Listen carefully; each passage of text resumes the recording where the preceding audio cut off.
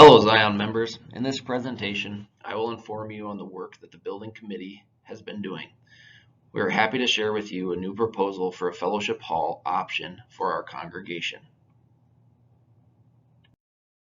Listening to your comments throughout the years, we have heard many concerns and points that we wanted to address. Many of them have to do with accessibility and not overspending on a new fellowship hall. We've really looked deep into our wants versus our needs in producing this new concept. With the purchase of the 3 houses on the northwest corner of our block, we now have a vacant field. That could be the home of our new fellowship hall. This project could be standalone and allows us little disruption as construction is taking place. Palace Builders said that the time frame for this kind of building could be attained in a 1-year time frame. One of the main concerns that we have heard with this concept is that it is not directly attached to our current sanctuary. We understand that this is an inconvenience. It is not an ideal situation, and in research have found that it is a much less expensive option versus trying to attach to our current building. With that, we have situated an entrance in this concept 100 feet from the northwest narthex door to the southwest entrance of the proposed fellowship hall. We have also thought long and hard about the building we currently use as an education building. It is in operating condition and has many more years of life in it. As a small subcommittee, we met and gave this concept to multiple local builders. From that process, we chose Larry Titze with Palace Builders based on numbers and presentation. Larry has been a longtime member of Zion and was very accommodating as we met with him and his business partner. The drawings that we gave each contractor are just a conceptual drawing for the purpose of getting the ballpark estimate to bring to you voters. Any specifics of design, the finish, would all be planned in depth with an architect and the builder before construction would begin. These designs and specifics would then be brought to the voters for approval before breaking ground. One of our goals when looking into the building was not only to look at its uses for our congregation, but potentially our district and circuit activities. With Mitchell being a hub with many smaller communities and Missouri Synod congregations around, we thought it would be nice to have a space that could accommodate a wide variety of activities. We did not want to limit ourselves on what our future members may want to use this space for, and allow us to grow into the space and see how we could utilize it to its fullest potential. In this process, we met with many individuals to get some facts regarding this option. In talking with the city, we discussed different building zoning variances that would potentially come into play with the proposed building. A lack of parking for our current building and the new building was one of them. It would require a variance along with a variance for potential building size. We talked with them and Northwestern Energy also about abandoning the alleyway and potentially moving the utilities. Both parties stated that it was a viable option and could be done at our expense, roughly $100,000 or under if we chose to. With the purchase of the house on 4th, we now own enough of the block to make that decision, but would have to pay for the utilities to be moved for the existing houses still on the block.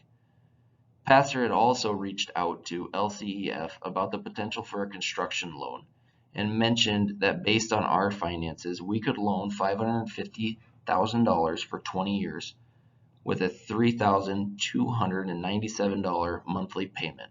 The interest rate is an annual changing rate, but is often lower than the market rate.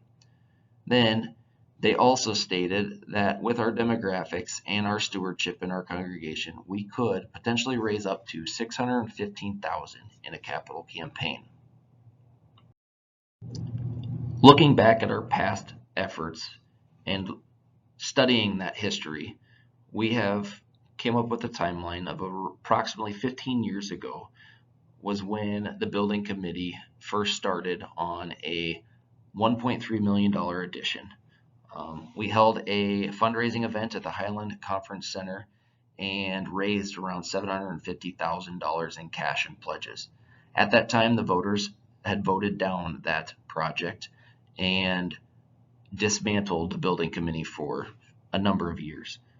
In the meantime, there's been various renditions, including building on the south lawn, going towards the west, purchasing houses on 4th Street as property acquisition, and removing them for further expansion, potentially parking lot. In November of 2019, Pitts Design, a local builder, presented us with a $3.5 million addition to the west, which would have eliminated the education building and built a new structure over top. The voters at that time voted that option down as well. So we went back to the drawing board as a building committee, and we looked for new options with lower, more appropriate budget. That just became a derailment when the COVID hit, and we wanted to see what the construction industry was going to do.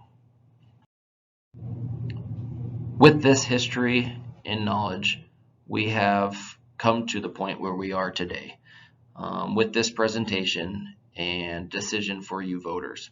If the congregation were to choose our recommended option, we could potentially start this building in the upcoming year.